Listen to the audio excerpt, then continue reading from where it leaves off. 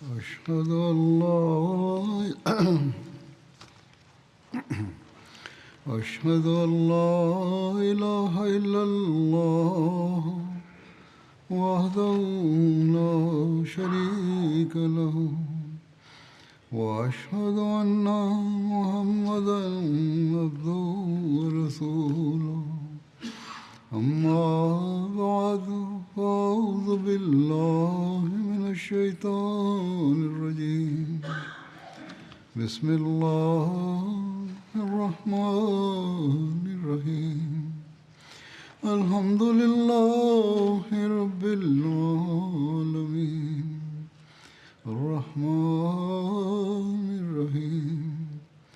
مالك يوم الدين إياك نعبد وإياك نستعين اهدنا الصراط المستقيم صراط الذين أنعمت عليهم غير المغضوب عليهم ولا الضالين.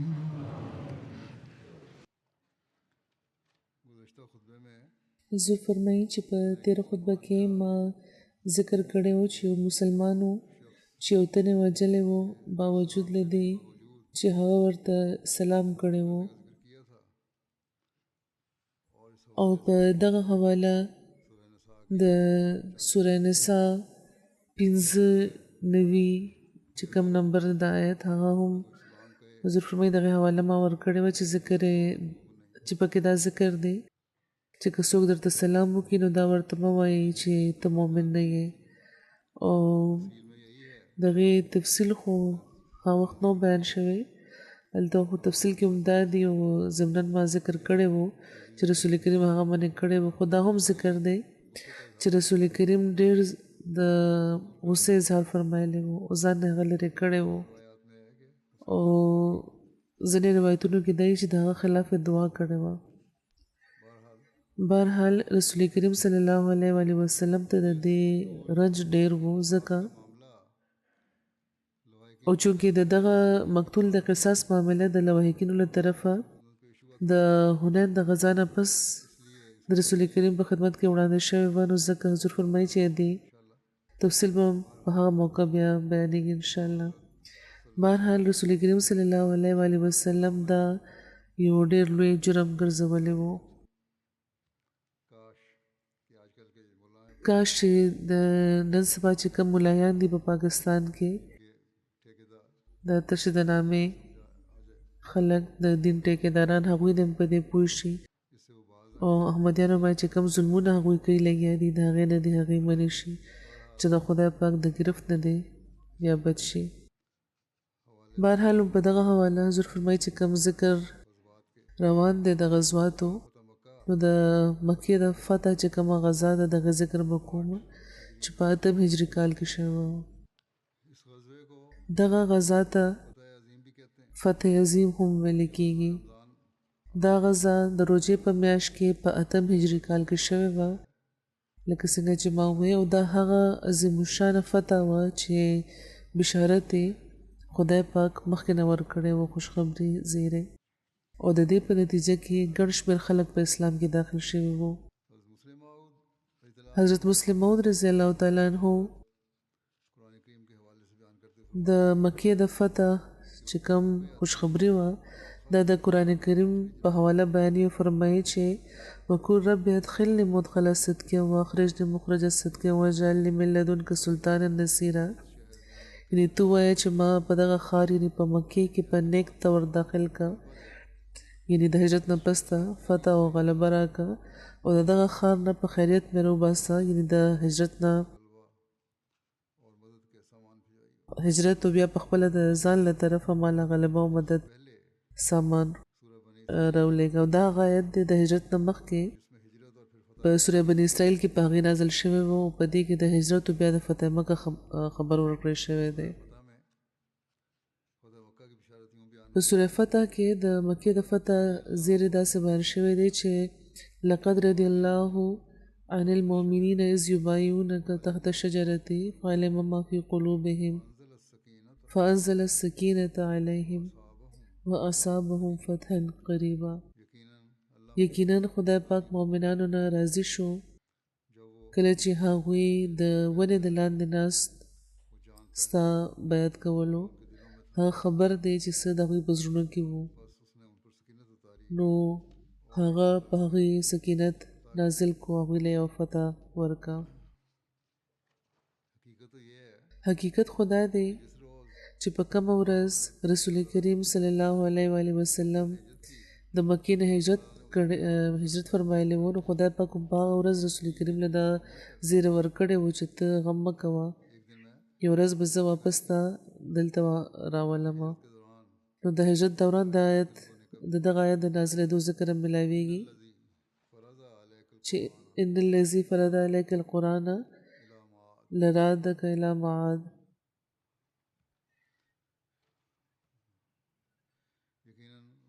چې یقینا هغه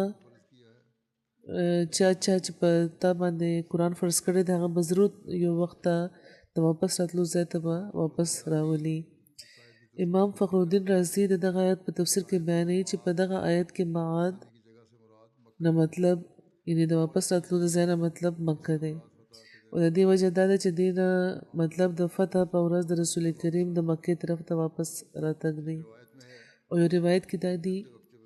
چې د هجرت په وخت چې کله رسول کریم صلی الله علیه و آله وسلم د مکې او د مدینې ترمنځ وو، نو هغه وخت هغوی د مکې سره د مینې اظهار فرمایلی وو. نو حضرت جبرائیل نازل شوي وو، هغوی دا ویلي وو چې آیا تاسو خپل وطن او د پیدایش مقام سره مینه لرئ؟ نو هغوی ورته وفرمیل چې او. نو جبرائیل وایي چې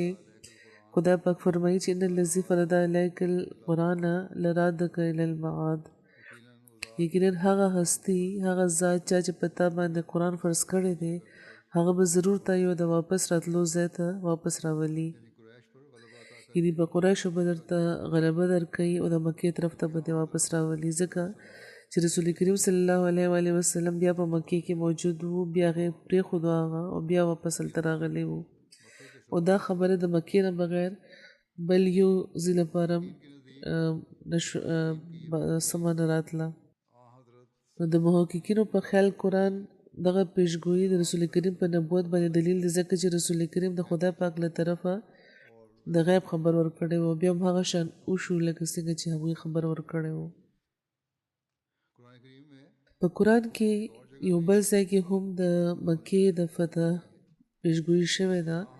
چې پکې رسول کریم صلی الله علیه و آله وسلم سره ټولو مسلمانانو ته یوه یادګیرنه شوې ده چې ګورئ چې چېرته هم ځئ دا هیر نه کوي چې آخر به مکه فتح کیږي، او تاسو به دې لپاره به کوشش هم کوئ، محنت به هم کوئ او دعاګانې به هم کوئ. او د دغه پیشګویي چې کوم د قرآن د دې په رڼا کې موږ دا ویلی شو چې رسول کریم چې دا څومره جنګونه وو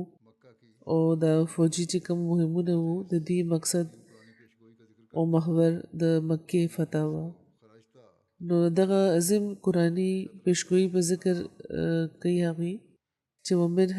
من حیث خرجت فول وجهک شطر المسجد الحرام. دا د سوره بقره آیت دی او حضرت مسلم د دې په تفسیر کې بیانوي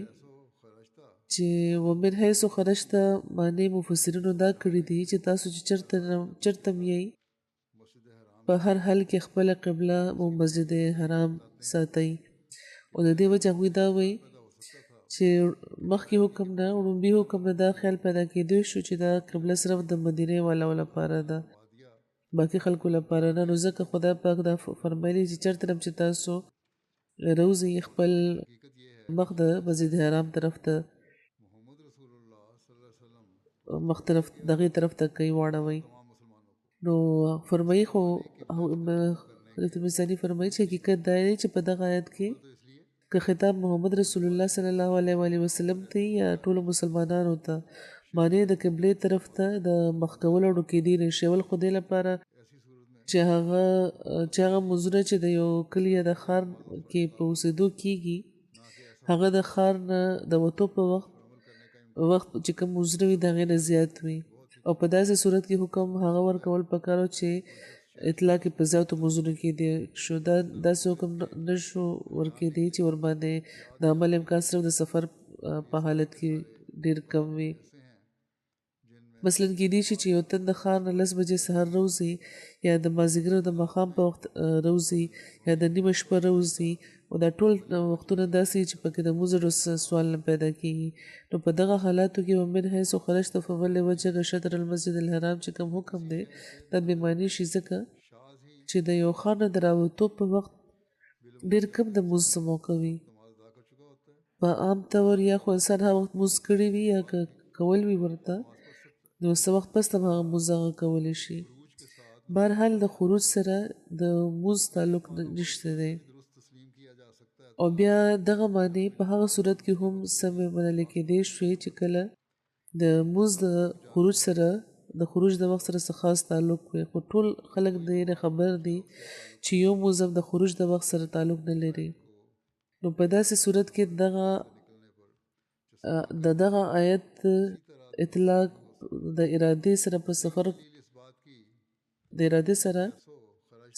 سفر لپاره د کور پر راوتو باندې کول نشي سم نشي کېدی او نور دلیل دا خبره دا دی چې من حيث خرجت مطلب په موز کې د قبله طرف ته مخ کول نه ځکه چې سفر په حال کې خو ځینې وخت د طرف سوال هم ختم شي او چرته چې مخ وي د انسان عمل ته موضوع شي مثلا چې کله انسان د خپل په سورلای باندې سور وي کوزیدې ته نشي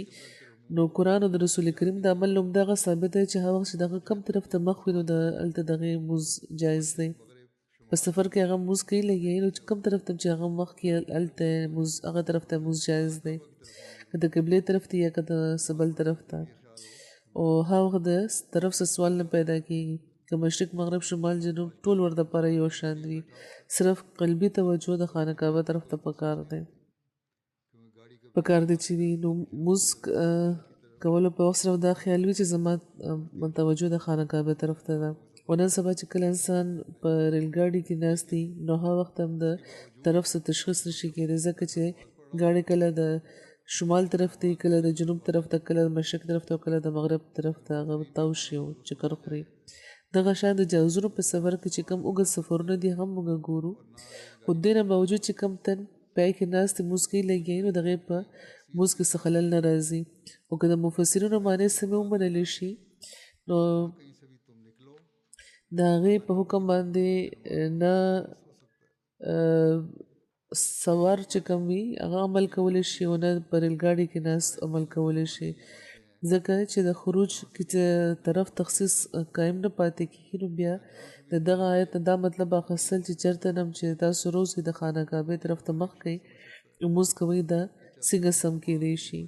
او بیا د دا باندې دې لپاره هم سمې نه دي چې دغه آیت لفظي مطلب دا جوړېږي چې چېرته هم تاسو روزئ نو خپل مخ د مسجد حرام طرف ته کوئ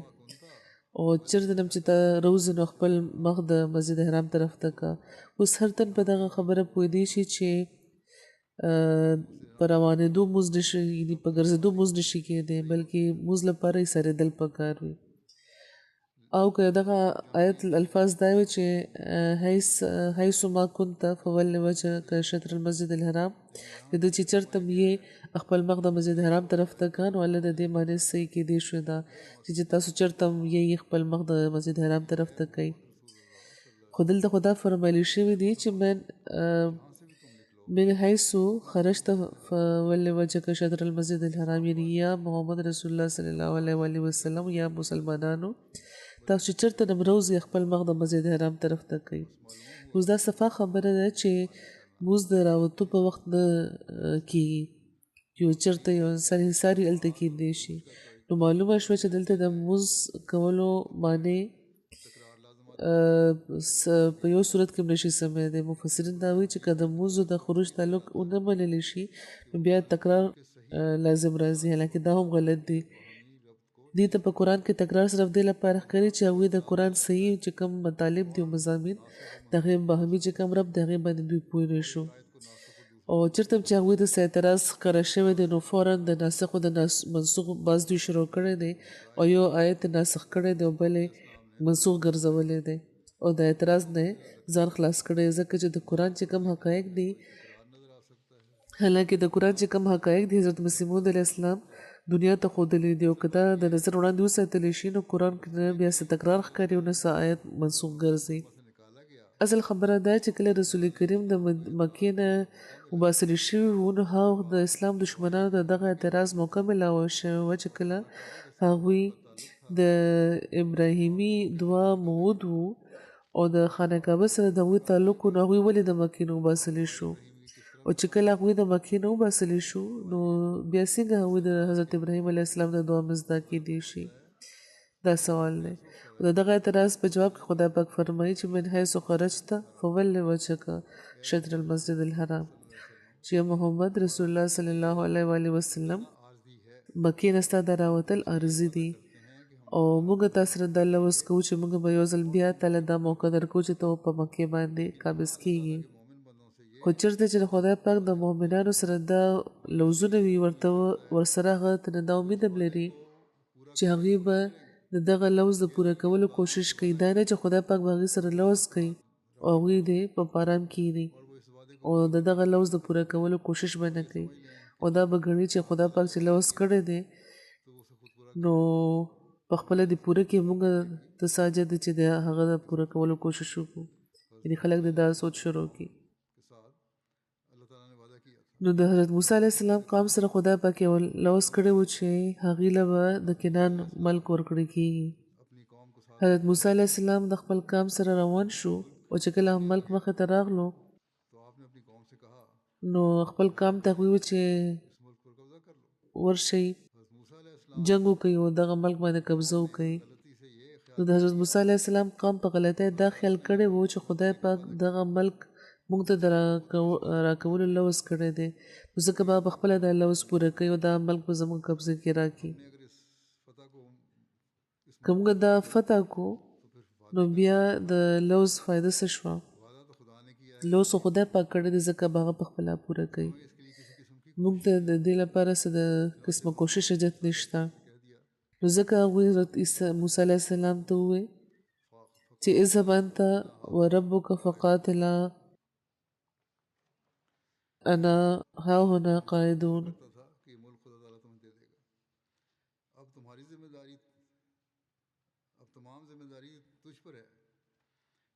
چې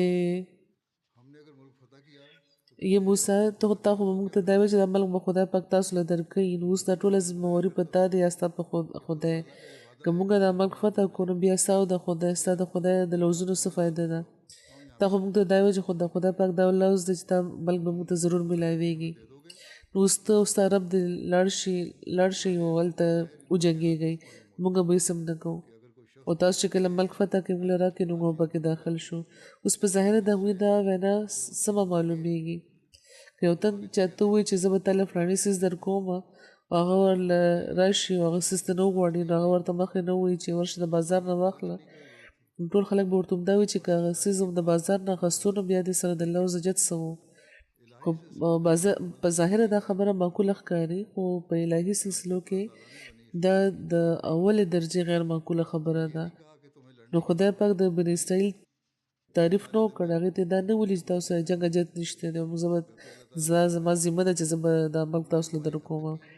بلکې خدای پاک فرمایلي چې تاسو زما بېزتي کړې ده نو ځکه تاسو دغه ملک نه محرومه کیږئ او زه یې تر 40 کالو پورې په ځنګلو کې ګرځئ تاسو دغه ملک وارثان نشئ جوړېدی ستاسو نوی نسل به دغه ملک وارث وي ځکه چې تاسو خو زما بېزتي کړې ده نو ګورئ یو څیز د انساني لحاظ سم او معقول بللی کېدی شي خو په الهي سلسلو په لحاظ هغه ډېر غیر معقوله وي او انسان د عذاب مستحق کړي او د دې وجه دا ده چې کله یو انسان لوز کوي نو هغه ته د آسماني او چې کوم د ځمکې او د اسمان چې کوم تغیرات یې هغه باندې هغه اختیار نه لري او ځکه چې کله هغه لوز کوي نو د داسې څه ذکر کوي چې د هغې په اختیار کې وي خو چې کله د خدای پاک له طرفه لوز کېږي نو مطلب یې دا وي چې که د دغه څیز حصول تاسو لپاره ناممکنه دی نو زما په مدد به تاسو دا ترلاسه شي هغه کام چې د فرعون په سوونو کالو غلام پاتې شوی و کم کام د هغې لپاره به خښتې جوړولې لرګي به یې ورله پرې کول او د ذلیل کارونه به یې ور دپاره کول هغه په دومره لوی عظیم الشان ملک باندې چې ورباندې عاد حکمران وو څنګه هغوی قبضه کولی شوه هغې لپاره دغه ملک هغوی ته میلاوېدل اسان نه و خدای پاک ورسره لوز وکړو چې دا ترلاسه کول تاسو ته ګران ښکاري ناممکنه ښکاري خو زه مال تاسو دا لوز دی چې زه به دا تاسو له درکوم خو زموږ په مرسته به تاسو به دا ترلاسه کړئ خو د خدای پاک د لوزونو مطلب دا نه وي چې چونکې هغه لوز وکړو نو اوس بنده ته د کوشش اجازت نشته بلکې د دې مطلب دا وي چې کله تاسو دغه څیز ترلاسه کولو لپاره به تدبیر کوئ نو خدای پاک به ستاسو مدد کوي او تاسو به کامیابه شئ یعنی د خدای پاک لوزونه د بل رنګ وي او د بنده لوزونه د بل رنګ وي د خدای پاک هغه لوزونه چې پکې تدبیر شامل وي بنده ته په هغې کې دخل ورکول پکار وي او د هغه د پوره کولو لپاره کوشش کول پکار وي که بنده پکې دخل نه ورکوي او د پوره کولو کوشش نه کوي نو بیا هغه د سزا مستحق وي خو د بنده په واده کې دا نه وي د بنده چې کوم لوز وي هغې کې دا نه وي بنده دا نشي وایي چې زه تاسو لپاره د خدای پاک تقدیر به بدل کړم ځکه چې هغه د هغه په اختیار کې نه وي که هغه داسې به وایي نو بیا به ترې موږ تپوس کوو ته څوک چې تقدیر بدلای خو خدای پاک دا ویلی شي چې که تاسو داسې وکړئ نو زه به ستاسو مدد کوم او که تدبیر کوئ نو زما د حکم په مطابق زه به خپل تقدیر بدل کوم ځکه چې تقدیر یو داسې څیز دی چې د خدای پاک په قبضه کې دی هغه چې کله غواړي هغه بدلولی شي چې کله رسول کریم سره د مکې د فتح لوز شوی و نو ورسره مسلمانانو ته دا وویلی شو چې مسلمانانو تاسو د موسی د قام په شان دا ونه ګڼئ چې خدای پاک د مکې د ورکولو لوز وکړو او هغه اوس دا پخپله پوره کوي او موږ ته د تدبیر اجازت اوس نشته بلکې تاسو ته به هم د دې د پوره کولو لپاره کوشش کول پکار وي د خدای پاک د لوز معنی دا دی چې تاسو کمزوري یې که تاسو کمزوري نه وئ نو تاسو به مکه ولې پرېښود او راتلی به د مکې د پرېښودو معنی هم دا دی چې تاسو کمزوري یې او ستاسو دشمن مضبوط دی او طاقتور دی خو خدای پاک به تاسو ته طاقت درکوي او تاسو به دشمن نه مکه په زوره واخلئ نو ومن حیث خرجت فولي وجهک شطر المسجد الحرام معنی دا شو چې تاسو چې چېرته نه روځئ د کوم ځای نه چې روځئ مقصد ستاسو دا پکار دی چې موږ به مکه فتح کوو او بیا د خروج معنی لشکرکشي هم وي او په دغه صورت کې د آیت معنی به دا وي چې تاسو چې چېرته هم لشکرکشي کوئ چېرته هم چې جنګ لپاره ځئ که مشرق طرف ته وروځئ یا د جنوب طرف ته مغرب طرف ته ځئ که د شمال طرف ته مقصد ستاسو دا پکار دی چې ستاسو دا خروج د مکې د فتح بنیاد قایمونکي وي نو مثلا که تاسو د جنوب طرف ته دشمن باندې حمله کول غواړئ خو تاسو دا معلومه شي چې د دې ملک د مغرب طرف ته د دې ملګري موجود دی او د دې متعلق شک دا دی چې هغه به چېرته شاید حمله ونه کړي او نو تاسو مخکې د مغرب طرف ته حمله وکړئ هغه صفا کوي نو دې معنی به دا چې دا د مغرب طرف ته چې کومه حمله ده دا اصل کې د جنوب د حملې پیشخیمه ده همدغه شان که دغه کام ملګري په شمال کې اوسیږي او تاسو مخکې په هغې باندې حمله وکړئ چې نو ستاسو دا حمله به اصل کې په جنوب باندې وي ځکه چې اصل مقصد ستاسو د جنوب په چې کوم دشمنان دي په هغې باندې حمله کول وي نو د دغه اصل طرف ته خدا پاک اشاره کوي او فرمایي چې مسلمانانو تاسو چې په کم کام په کم ملک په کم علاقه چې حمله کوئ ستاسو مخ د مکې طرف ته پکار دی ځکه چې خدای پاک دا به ستاسو په لاس فتح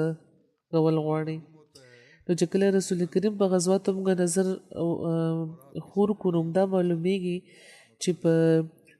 چې پکې دا رنګ په نمایانه په طور موجود دی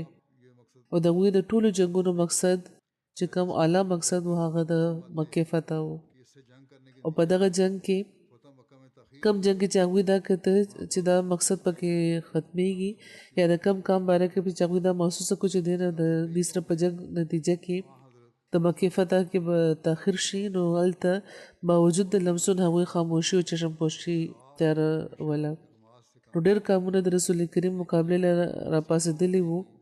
او چیړچاړې کولو خو هغوی همیشه پې سترګې پټې ساتلې. خو چې کله یو داسې کام ودرېدو چې د هغې له په شکست ورکولو د مکه فتح کېدی شو نو هغې سره بیا هغوی ضرور جنګ کړی دی او کوم که په ټولو اسلامي غزواتو نظر واچو نو همدا معلومیږي چې هغوی په ځان کې یو حکیمانه رنګ لري او بالخصوص د مکې د فتح نه مخکې چې څومره هم جنګونه شوي د ټولو مقصد صرف پکې همدا و چې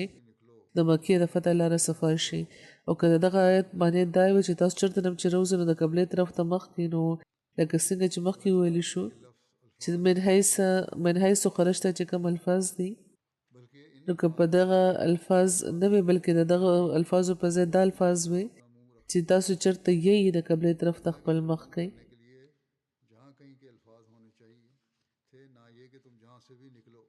نو یعنې د قبلې طرف ته د مخ کولو لپاره دا الفاظ پکار چې تاسو چېرته هم یئ چېرته نه هم چې روزئ والا چې کوم الفاظ دي نو د هغې داسې الفاظ بیا نه پکار ځکه چې راوتو په وخت خلک مونځونه نه کوي راوتو په وخت خلک ګرځي نو دغه آیت د مونځونو سره څه تعلق نشته بلکې دغه آیت مطلب صرف دا چې تاسو چېرته نه روزئ نو تاسو چې که یو داسې ځای نه روزئ چې که د مشرق طرف ته وي که د هغه طرف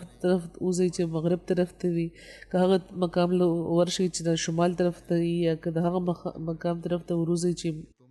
جنوب طرف ته وي خو بهرحال ستاسو مخ د مکې طرف ته پکار دی یعنې ستاسو توجه ستاسو خیال او ستاسو ذهن صرف د دغه خبرې طرف ته پکار دی چې تاسو به مکه فتح کوئ او هلته به اسلام قایموئ او ټول عرب به بیا فتح کوئ او د وجوه معنی توجهات وي او د دې معنی دا هم کېدای شي چې ستاسو یو مقصد پکار دی چې تاسو به خانه کعبه فتح کوئ او د اسلام مرکز به جوړوئ کیونکې تر څو چې په مکې کې اسلام نه خور نشي نو تر هغې مکه د مسلمانانو د لاندې نشي راتلی د مسلمانانو په ماتحتۍ کې نشي راتلی او تر هغې پورې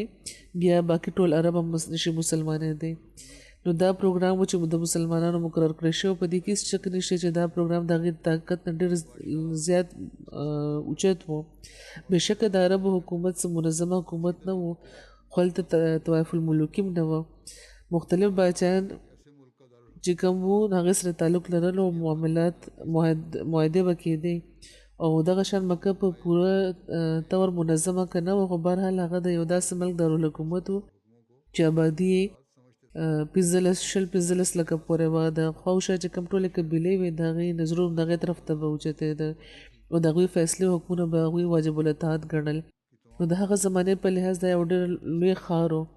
او 15-14 زره د دې آبادي و صرف دا نه بلکې د دې ټول آبادي د ټول ملک چې کم 15 لکه خلک وو ټول سپاهیان وو د جنګ فنون کې هغوی مهارت لرلو جنګیالي وو بهادر وو او مسلمانانو لپاره دې سره مقابله آسان کار نه و هغه وخت چې کله رسول کریم دا آیت نازل شوی و نو مسلمانانو سره صرف 1500 کسان وو او زیات زر وګڼئ او که ښځې او ماشومان هم یو ځای کې ورسره نو ټول شمېر د دوی 11-12 زره به جوړېدو او دې نه زیات د مسلمانانو شمېر نه و او د هغوی د جنګي طاقت خو بهرحال ناقابل ذکر و خو په داسې حالاتو کې چې کله مسلمانان سخت کمزوري وو او شمېر هم د کافرانو په مقابله کې هیڅ نسبت نه لرلو او د جنګ هیڅ سامان هغوی سره نه و جنګي طاقت د کافرانو په مقابله کې هیڅ حقیقت نه لرلو او خدای پاک کافرانو له دا چلنج ورکول چې دا مسلمانان چې تاسو لږ ښکاري کمزوري او بې طاقته ښکاري همدغه مسلمانان به یو ورځ ستاسو ملک فتح کړي او ستاسو په دارالحکومت باندې به قابض شي او هلته به هغوی ته دومره غلبه میلاوه شي چې دوی به د اسلام احکام هلته جاري کوي او کفر به د عربو د ځمکې نه بیخي ختم کړي او دا د مسلمانانو د حالت په لحاظ یو مجنونانه دعوه وه او بیا دا دعوه هم داسې وه چې د یو خاص علاقې لپاره مخصوصه نه وه بلکې دغه دعوې اثر ډېر زیات فراخ و ځکه چې دې کې صرف دا نه چې د مکې د فتح پیشګویي وه بلکې صرف دا نه چې د عربو باندې د غلبې اعلان شوی و بلکې عیساییت هم دې کې چلن شوی و یهودیت هم چلن شوی و مجوسیت هم چلن شوی و او ډېر په زور دا اعلان شوی و چې دغه ټول مذهبونو له به شکست ورکړي اسلام او په ټوله دنیا به غالب شي او دا دعوه یو مجنونانه دعوه وه او په دغه وجه به کافرانو رسول کریم صلی الله علیه و آله وسلم ته نعوذ بالله پاگل وی او صحابه به هغوی لیوني ګڼل ځکه چې هغوی یوه داسې دعوه کوله چې د پوره کولو اسباب ورته په دغه مادي دنیا کې هیڅ نه ښکارېدو خو حقیقت دا چې تر څو چې د غیر معمولي کارونو لپاره د هر انسان دننه هغه حالت پیدا نشي چې ورته په ځینو حالتونو کې په طب کې مونومینیا ویل کېږي یعنې صرف د یو څیز طرف ته پام لرل او تر څو چې نو ټول مقصدونه انسان هیر نه کړي او صرف د هغه دپاره انسان په زړه کې هر وخت یو ناقلاري وي بېتابي وي تر څو چې د غیر معمولي کارونو لپاره انسان کې یو د جنون رنګ پیدا نشي نو تر هغې په هغو کارونو کې ورته کامیابي نشي ملاوی همدې طرف ته د قرآن په دغه آیت کې پام ګرځولی چې تاسو باقي ټول مقصدونه هیر کړئ او صرف دا مقصد خپل مخې ته ساتئ چې موږ به مکه د اسلام لپاره فتح کوو او تر څو چې دا مرکز او دا قلعه تاسو ترلاسه نشي په ټول عرب او په ټوله دنیا تاسو ته غلبه نشي ملاوی دلته دا سوال پیدا کیدی شي چې خدای پاک دا ولې وي چې تاسو چېرته نه مروځئ نو خپل پام د مسجد حرام طرف ته ساتئ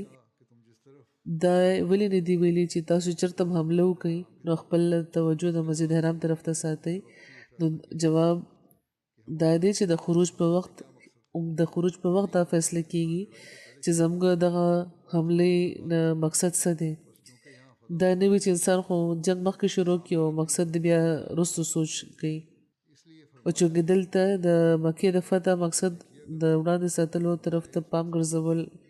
مقصود و نو ځکه دا فرمایلي چې د وتو په وخت تاسو دا ګورئ چې زموږ دغه جنگ اثر به د مکې په فتح باندې څه اثر پرېوځي که هغه جنگ د مکې په فتح کې ممد نه وي نو هغه پرېږدئ خو دې نه دا نه دي ګڼل پکار چې په اسلام خپل منونکي ته د جارحانه جنگ اجازت ورکړي ځکه چې تاریخ نه دا ثابته ده چې د دغو آیتونو د نزول نه مخکې د کافرانو سره جنګونه شروع شوي وو او دا خبره بیا ساتل پکار ده چې من حیث خرجته کې صرف رسول کریم مخاطب شوي دي او د دې وجه دا چې رسول کریم نه پس په دغه رنګ کې د مکې د فتح ضرورت نه پاتې شوی ځکه چې د هغې نه پس په مکې باندې بس حمله نه کېده بلکې په کامل طور دا ښار د مسلمانانو په قبضه کې به و او په دې کې د آینده لپاره پیشګویي وکړې شوه چې د مکې دوباره جسماني فتح به نه کېږي ځکه چې د مکې عظمت قایموونکي یو فعال جماعت به یو فعاله ډله به پیدا کړی شي او هغه به همیشه د مسلمانانو په قبضه کې وي یعنې دا ښار دا تمهید تفسیر او تمهید دې لپاره ضروري چې کم آینده ذکر راځي د فتح مکه د واقعاتو د هغې پس منظر پوهېدو باندې بیا اساني وي او حضور فرمایي چې باقي به انشاءالله آینده بیانوم حضور فرمایي چې دا به زه د یو شهید ذکر کوم د هغې جنازه به هم کوو د لمونځ نه پس چې د مکرم ډاکټر شیخ محمد محمود صاحب دی د سربودی ابن شیخ مبشر احمد صاحب د لوی هغوی په 14 مئی باندې د احمدیت یو دشمن هغوی باندې فایرنګ کړی او هغوی شهید کړي دي. انا لله و انا الیه راجعون. د وقوعې تفصیلات باره کې لیکلي چې ډاکټر صاحب د جمعې د لمونځ نه پس خپل کوروالاو سره فاطمه هسپتال سرګودې ته چېرته چې هغوی پریکټس کولو هلته ورسېده او چې کوم مین د استقبال ځای ولته نه چې تیر شو د ایمرجنسي مخې ته کوریډور ته ورسېدو نو هلته خپل کمرې طرف ته روان و چې هلته نه مخکې نه یو تن موجود و نامعلومه چې هغوی پسې راغلو او د شاپینګ بیګ نه یې یو تمانچه راوباسله او د شا نه یې پرې فایرنګ وکړو او 2 ګولۍ هغوی باندې لګېدلې وې چې ار بار شوې وې. په فوري طور هغوی سول هسپتال ته بوتلی شو خو هغوی هلته شهید شو. انا لله و انا الیه راجعون. د وقوعې نه پس حملاور په موټر سایکل باندې د هسپتال نه بهر د هغه یو ملګری ولاړ و هغه سره وتښتېدو او د شهادت په وخت د مرحوم عمر 9 50 کاله و او د شهید مرحوم په خاندان کې د احمدیت نفوذ د هغوی د غور نیکه مکرم بابو اجاز صاحب د رور حضرت سرفراز حسین صاحب دلوي رضی الله تعالی عنہ په ذریعه شوی چا چې د حضرت مسیح موعود اسلام بیعت کړی و احمدیت کې شامل شوی وو وروسته بیا د شهید مرحوم غور نیکه مکرم بابو اجاز حسین صاحب دلوي د خپل رور په وساطت بیعت کړی و او شهید مرحوم چې کوم غور نیکه و بابو اجاز حسین صاحب او د هغوی نیکه بابو نذیر احمد صاحب دواړه یو پسې بل د امیر جماعت په حیثیت کې د خدمت توفیق ترلاسه کړو په دهلی کې شهید مرحوم په اف سی کالج لاهور کې فزیک کړو بیا راولپنډي میډیکل کالج کې هغوی داخله اخیسته ولته هغوی ایم بی بي ایس ډګري ترلاسه کړې وه کال 1990 کې او په ایم بی بي ایس نه پس ته هغوی پنجاب پبلک سروس کمیشن امتحان کړی و 4 کاله هغوی سروس هسپتال او جناح هسپتال لاهور کې ملازمت کړی و کال 1998 کې رایل کالج اف فزیشن انګلستان ممبرشپ او 2001 کې د فیلوشپ اعزاز دوی ته ملاو شوی و دلته او شهید مرحوم په کال 2001 کې د سرګودې ته شفت شوی و په کال 2001 کې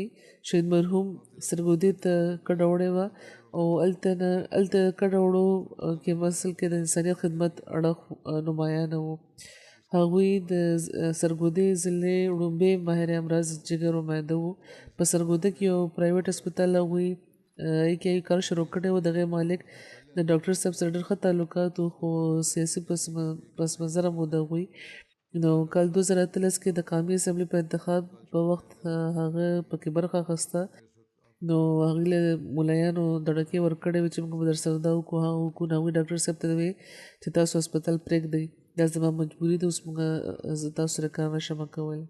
نو بهرحال ډاکټر صاحب بیا هغه ځای کې کار پرېښود او بیا هغوی بل هسپتال کې کار شروع کړو کال 2001 کې چې کله دوی سرګودې ته کډه وړې وه نو باقاعدګۍ سره فضل عمر هسپتال ربوی ته هم دوی د وزټنګ ډاکټر په طور باندې راتله او خدای پاک د دې په لاس کې ډېره شفا یې ښه ګڼ شمېر مریضان فیضیابه کېده دي نه دنیاوي علم نه علاوه دینی علم هم د دوی ډېرو د قرآن تفسیر تذکره روحاني خزاین سره سره نور جماعتي کتابونه اختلافي امورو باندې چې کوم کتابونه دي دغې ډېره وسیع مطالعه دي لرله شهید مرحوم د نایب امیر ضلع سرګوده په طور باندې د خدمت توفیق دوی ته ملاو شوی دی او میډیکل اسوسییشن چې کوم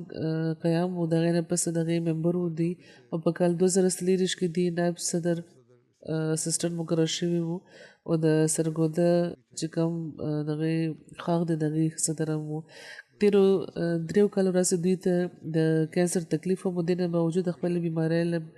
باندې به دوی د نورو بیماري له ترجیح ورکول او هر وخت به خدمت لپاره به تیار وو مریضانو سره همدردي مینه او د حاجتمندو مفت علاج د دوی نمایانه وصف و د حاجتمندو مریضانو مفت علاج نه علاوه د واپسه لپاره کرایه به ورله ورکوله بلکې ځینې ټسټونه به هم د هغوی مفت کول او پیسې به ورله ورکولې لکه څنګه چې ذکر وشو د سرګودې ضلعې وړومبی ډاکټر و ماهر د ځیګر او د معدې په مالی لحاظ کمزوري چې کم خلک به وو د ماشومانې جنکو د هغوی په ودونو به دوی په پرده پوشۍ کې ډېر نمایانه خدمت د مدد د هغوی کولو او یو حاجتمند لیکلي چې یو ډېره مودې راسې یو حاجتمند و باقاعدګۍ سره دوی د هغې مالي معاونت کولو او مخکې به هغه تن په میاشت کې 2 ځل راته بیا هغه هر دویمه ورځ راتلل هغه شروع کړو او دوی بیا هم د هغې معاونت کولو خو یوه ورځ هغه څه ضد وکړو په څه خبره نو ډاکټر صاحب عام طور خو هغوی غوسه به نه کوله د نرم زړه وو خو هغه ورځ د سخته خبره د هغوی د خولې نه ووته او خو د طبیعت د کې د هغې نرمي و نیکي و نو ټوله شپه بیا ناقلاره وو او پریشانه وو چې ما سخته خبره ورته ولیکو او بله ورځ هغه راوغوښتو نو معذرت یې ورته وکړو مالي معاونت یې ورسره وکړو ډېرې پیسې ورله ورکړې د سلسلې د مشرانو سره ډېر د عقیدت تعلق هغوی لرلو او چې کله به اجت پیښ شو نو ربوی ته به لاړو په خصوصي طور به هغوی د مریضانو معاینه کول او علاج به د هغې کولو د شهید مرحوم مور احمدالحی صاحب وویل چې د مور پلار به ډېر احترام کولو ډېر زیات به احترام کولو څه داسې یو حاجت هم نه و چې بغیر د غوښتنې پوره کړې نه وي هېچېرې هم زموږ غوښتنه نه وه کړې او هغه به بیا هم پوره کول ټول ضرورتونه د وړوکوالي راځې بې شمېره خصوصیات لرل خپل کار سره به کار ساتلو او خلافت سره ډېر زیات عشق و د غریبانانو مریضانانو به ډېر خیال ساتلو مالی معاملات د لین دین مکمل حساب هغوی لرلو د خاندان ټول خلک یو ځای تړلي ساتلی وو، یعنې تعلق یې ټولو سره ساتلی وو. او د دې اهلیه وی نور صاحبه چې د جماعت نظام سره د وابستګۍ به ماشومانو ته همیشه تلقین کول او خلافت سره ډېر زیاته کېده. تو خطبې به باقاعده اورېدې، نکات به په ډایري کې نوٹ کول. ډېر کم خلک وي چې داسې کوي، بلکې واقفین زندگی هم نه کوي داسې. د خطبې نکات به دوی نوٹ کول چې په کار شي. او د چندو ادایګي مثالي وه. او د شهادت په وخت د هغوی د وصیت چنده د کال 2025 د دې چې کوم حساب ده بالکل پوره و. د دوی زوی دی ډاکټر بصیر دی، 4 ماشومان دي، 2 زامن، 2 لوڼه، یو زوی ډاکټر دی. دوی چې همیشه خلافت سره د تعلق ساتلو تلقین مې کولو. د دوی لور د سایمه دوی چې ډېر مینه‌ناک پلار و. د واده په موقع ما ته دا نصیحت کړو چې بچی خپل سخرګنۍ کې ته چې لاړ شي نو همیشه به د خلافت د جماعت نظام سره به وابستګي ساتي. او که په یو حواله هم درته د جماعت د خدمت اعزاز ملاو شي نو انکار به نه کوي. په عمومي طور به دې وی چې والد صاحب به په عمومي سرګرمو کې هم د جماعت د خدمت څاړه راوباسلو. د دوی یو انګور د هغه وی چې خدای پاک باندې به په توکل دوی ډېر زیات زور ورکولو. کله هم چې د یو معاملې کې د رهنمای خواست دوی ته وکړو نو دوی به خپله خبره د دعا نه شروع کول او په دعا به ختموله. د دوی خور د هغوی وی چې د جماعت مخالفانه سرګرمو په حواله ډېر پریشانه وو. د شپو به کې به راپاسه د نفلونو به کول، تهجد به کول، دا د هغوی د هرې ورځې معمول وو. د سرګودي ضلع امیر خالد محمود صاحب وی چې د غریبانو مسیحا وو او عظیم انسان وو. نافع الناس کېدو نه علاوه عاجزي او انکساري د دوی نمایانه وصف وو. اکثر غریبانو مریضانو ته به دوی فیس واپس کو. د جماعتي قربانۍ وصف پکې نمایانه وو. د چندو چې کوم وعدهجاتو مطابق به دوی اداګۍ نه علاوه اضافي چندې به چې کومې وي د هغې په حواله به خصوصي معاونت کولو. د جماعت د عهدهدارانو به ډېر زیات احترام کولو. د سلسلې مربي د سرګوده کې زبیر صاحب هغوی وایي چې زموږ انتهایی محبوب، د انسانیت خادم، د رحم او د شفقت پیکر او د لکونو کسانو لپاره مسیحا، د خلافت عاشق او مجسم فرشته انسان زموږ نه جدا شو. شهید مرحوم درویش انسانو د ژوند هر اړخ د هغوی مثالي وو. چې کله به یو عهدهدار یا واقفي زندګي هغوی له تلو نو د کورسۍ نه به ور لپاره راپاڅېده او د رخصت کولو په وخت به هم دروازې پورې راتله.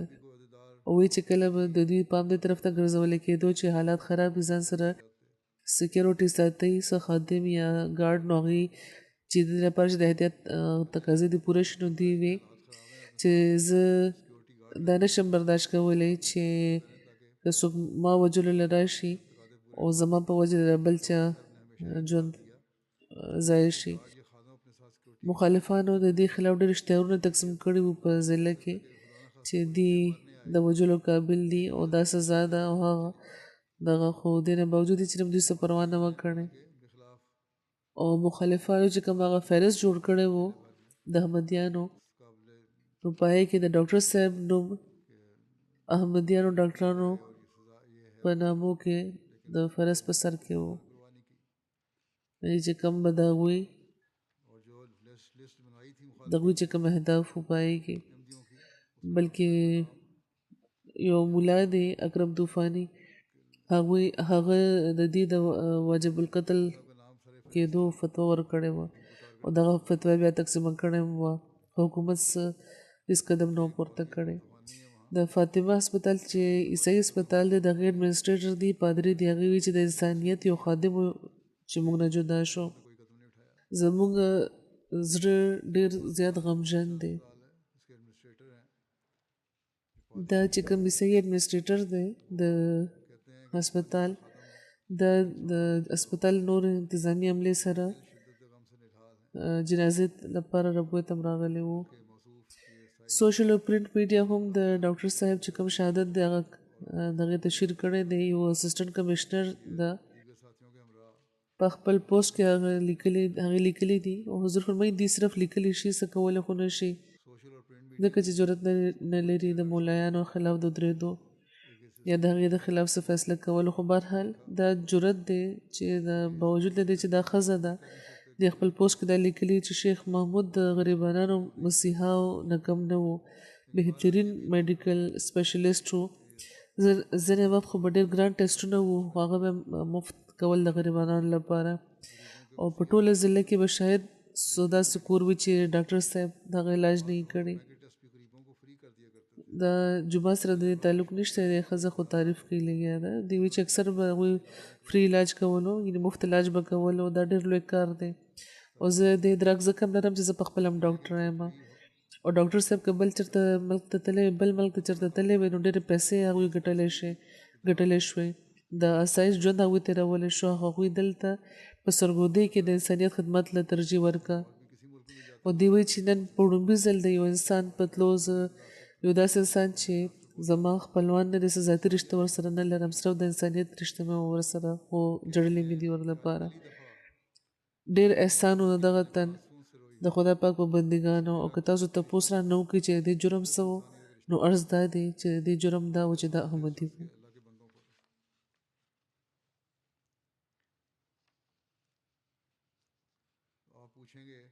یو بل دی ډاکټر هغوی لیکلي چې ډاکټر صاحب د سرګودې وړومبی میډیکل سپیشلیسټ و چې پی آر سی پی یې کړی وه او دومره قابل او سینیر کېدو نه باوجود نن هم په سرګودۍ کې د ټولو نه په کم ریټ باندې هغوی به اپریشن کول او دې ځکه وجلی شو چې عقیده د دې مختلفه وه آیا په دغه ملک کې څه قانون شته د یو نجي چینل اینکر صحافي لیکلی دی چې ډېر د غم او د مزاحمت خبره ده د درندګۍ چې کوم دا کار چې ما زه د مزاحمت لپاره الفاظ نه لرم یو صحافي لیکلی چې اوس ډېر وشو پاکستان د بچ کولو لپاره د انتها پسندانو نه د دې چې کوم تنظیمونه دي او د دې چې کومې ډلې دي دا به منع کول پکار وي بنیادي انساني حقونو او د احمدیانو خلاف دغه قسمه چې کومې سرګرمۍ دي دا ختمولو لپاره د انتها پسند تنظیمونه باندې پابندي ضروري ده خو نامنهاده چې کوم مذهبي ټیکېداران دي د هغوی ویره دومره ده چې حکومت هم بېوسه دی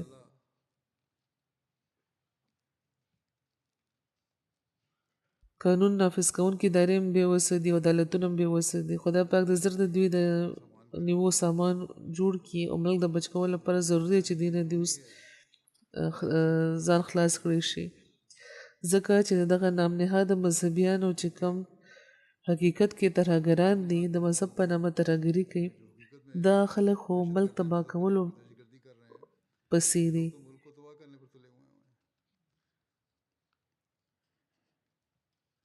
او هر ځای کې هر څوک چې د دې خلاف دی په هغې باندې دوی حمله کوي بهرحال زموږ فریادونه خو د خدای پاک مخې ته دي او دغه حق پوره کولو کوشش موږ ته پکار د خدای پاک د شهید مرحوم درجات اوچت کړي د دې لواحقینو له صبر او حوصله ورکړي د دې بوډۍ مور ده د هغې غم د خدای پاک کم کړي او د هغې اهلیه او د دې ماشومان د ټول خدای پاک خپل حفظ و امان کې وساتي